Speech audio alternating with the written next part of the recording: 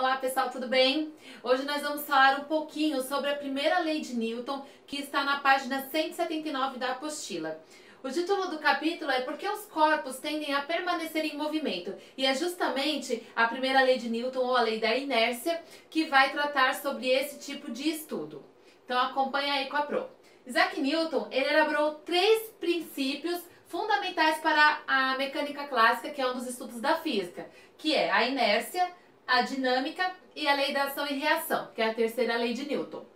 Então a gente vai falar sobre a primeira lei de Newton, que postula o seguinte: todo corpo tende a permanecer em seu estado de repouso ou de movimento uniforme em uma linha reta, a menos que uma força externa atue sobre o sistema do corpo alterando seu estado inercial. Então olha só, essa bolinha aqui, por exemplo, ela está em repouso com relação a mim, que estou aqui parada, e a vocês que estão assistindo, ela também está em repouso. Só vai mudar esse estado inercial se alguma força atuar sobre ela. Por exemplo, se eu aplicar uma força de baixo para cima, e ela vai mudar o seu estado. Então, ela saiu do seu estado de repouso para o seu estado de movimento porque uma força atuou sobre o seu estado inercial. É essa a primeira lei de Newton. Então, eu estou aqui parada. Isso só vai modificar se alguma força atuar sobre o meu corpo, certo? Mas a gente tem que levar em conta o observador. Quem está observando esse objeto, se ele está em repouso ou em movimento. Então, olha só, nós estamos observando esse GIF aqui e essa pessoa em movimento. Então, nós estamos em repouso e ela está em movimento de acordo com o nosso referencial. Estou sentado numa cadeira, ou estou deitado, estou assistindo esse vídeo de um sofá. Então, ele está em movimento em relação a mim. E aqui, nós temos um homem dirigindo um carro e uma pessoa sentada num banco ali numa praça.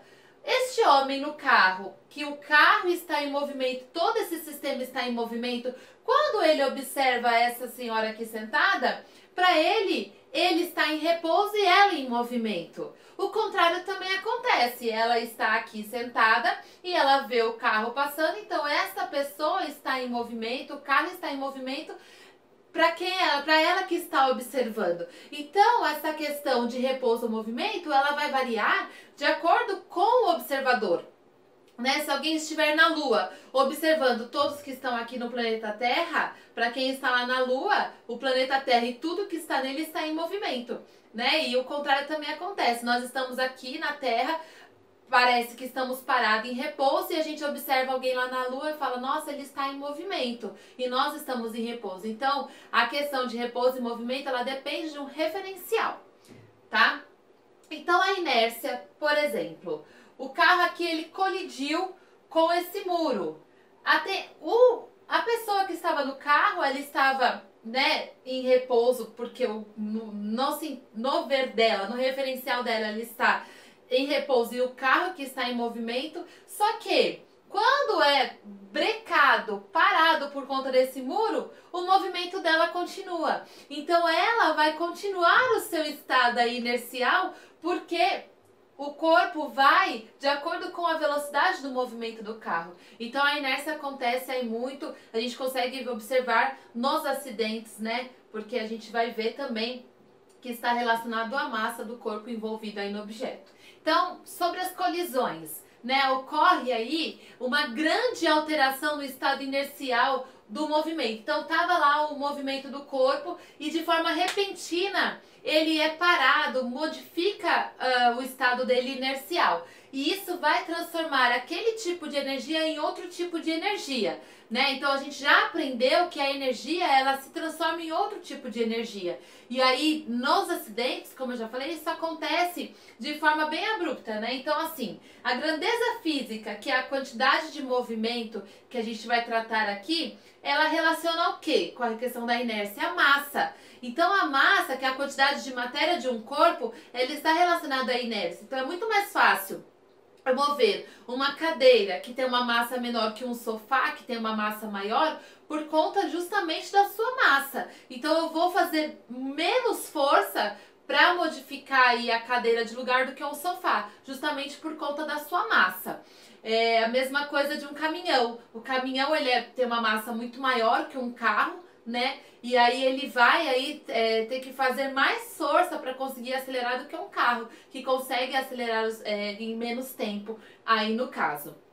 Tá? Então, assim, em algumas colisões ocorre grande alteração da quantidade de movimento de um corpo. E é justamente o que acontece aqui nessa imagem, né? O corpo é lançado para frente, é por isso que a gente tem que usar o cinto de segurança para segurar e a pessoa não ser levada aí numa colisão.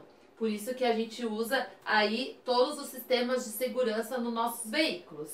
Então, assim, Galileu Galilei foi um dos primeiros aí a observar a questão da alteração dos movimentos dos corpos, e é por isso que a Pro pediu para vocês assistirem um pouco sobre a vida de Galileu Galilei, que é para você se inteirar um pouco sobre as descobertas desse grande homem para a ciência. Então ele defendia aí, por exemplo, se uma rocha for abandonada do mastro de um navio, ela sempre cairá sobre seu pé, se o navio estiver parado ou em movimento.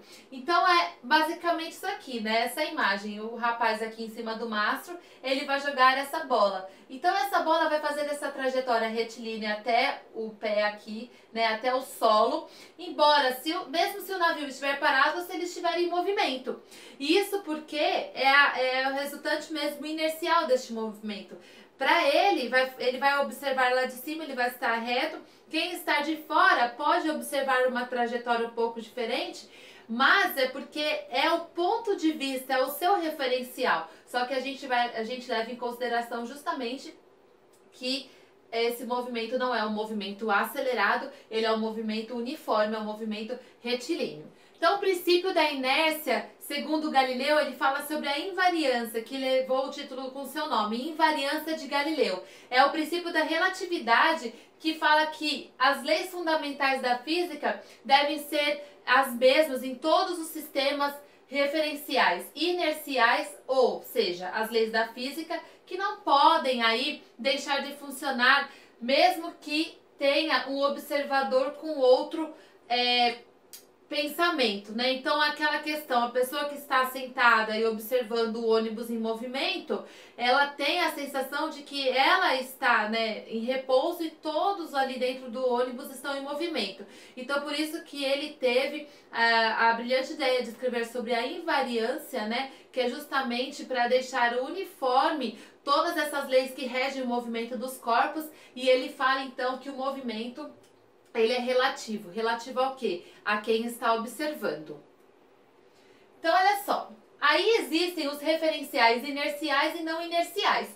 Qual é a diferença básica? Os inerciais é quando a primeira lei de Newton é válida. E quando a primeira lei de Newton é válida? É quando o movimento ele vai estar assim sempre na mesma velocidade, ele não é acelerado.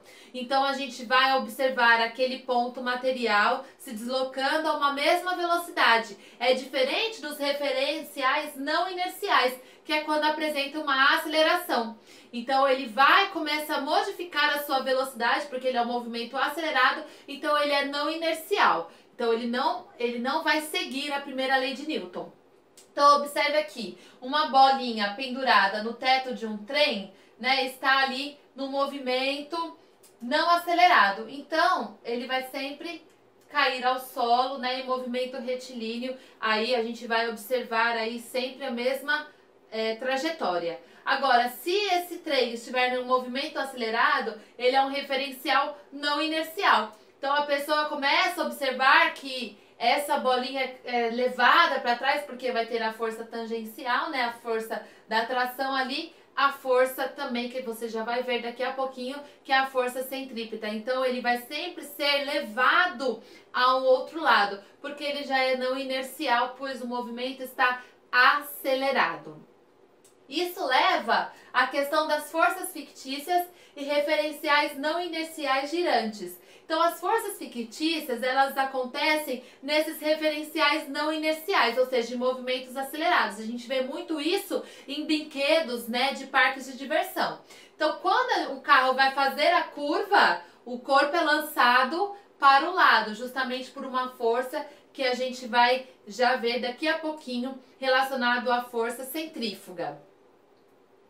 Olha aqui, a força de Coriolis, ou estudo de Coriolis, que é o efeito Coriolis, ele mostra justamente essa questão desses referenciais não inerciais em forças girantes, né? Então, olha só, ele corresponde a um sistema de rotação uniforme, no qual os corpos em movimento eles vão ficar sujeitos a uma força perpendicular na direção, então, do seu movimento. Então, observe aqui que no hemisfério sul, o furacão Catarina, ele vai ter o sentido horário, e no hemisfério norte, o furacão Katrina, sentido anti-horário. É justamente por conta do referencial do observador que isso acontece, né? E aí, se você quiser inteirar um pouco mais sobre esse tipo de assunto, eu vou deixar um link aí que mostra justamente esse movimento, esse efeito Coriolis, que é muito importante para a aviação, que é muito importante para pilotos, né? Eles estudam bem esse efeito Coriolis, por isso que o avião ele não faz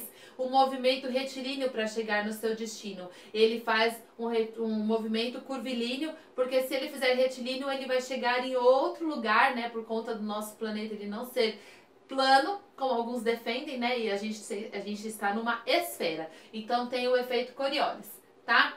Tem bastante coisa interessante relacionada ao efeito Coriolis também, que você pode encontrar na internet. É justamente por conta desses referenciais não inerciais de movimentos acelerados. Então, olha só, a força centrífuga é um efeito da inércia, né, que aparece em referenciais não inerciais de trajetórias curvas. Então, assim, é uma força fictícia, porque aqui o brinquedo está girando em um eixo e o corpo ele vai sendo jogado para o lado oposto, né? Justamente por conta de uma força chamada força centrífuga. A força que vai enviar para o eixo aqui é a centrípeta. Agora, o que leva o nosso corpo para o lado oposto é a força centrífuga, né? Tanto é que, caso alguém não estivesse preso aqui, o corpo estaria, né, indo para o lado oposto aí, que a gente espera que não aconteça. Então, essa é uma força fictícia, como se alguém estivesse puxando o corpo para fora, mas na realidade é justamente um referencial, um movimento não inercial. Não segue a primeira lei de Newton, porque é um movimento acelerado. Então, olha o exemplo aí da apostila. Observe a ilustração a seguir de um automóvel realizando uma curva. A força resultante agindo sobre esse automóvel é formada por duas componentes, que é a força tangencial, que é essa daqui, e a força centrípeta. Perceba que a força tangencial é tangente à trajetória da força centrípeta. Em um carro fazendo a curva, você tem a sensação de ser jogado para o lado oposto. O carro está virando para cá e o seu corpo, opa, para cá. Porque o seu corpo tem a tendência inercial de ir para o lado em que ele já estava indo. Então, quando o carro faz a curva, aqui nós somos jogados por outro lado, justamente por conta dessa força que a gente vai chamar de força centrífuga. Então, a força centrípeta é a que leva a gente para o eixo aqui, né, da rotação, né, da curva, só que a força centrífuga, ela leva o nosso corpo para o lado oposto, aí do sistema acelerado aí. Então é isso, pessoal, nós nos vemos nas próximas aulas. Se tiver alguma dúvida, manda uma mensagem para a Pro e a gente se vê, então, aí no Google Classroom. Até mais!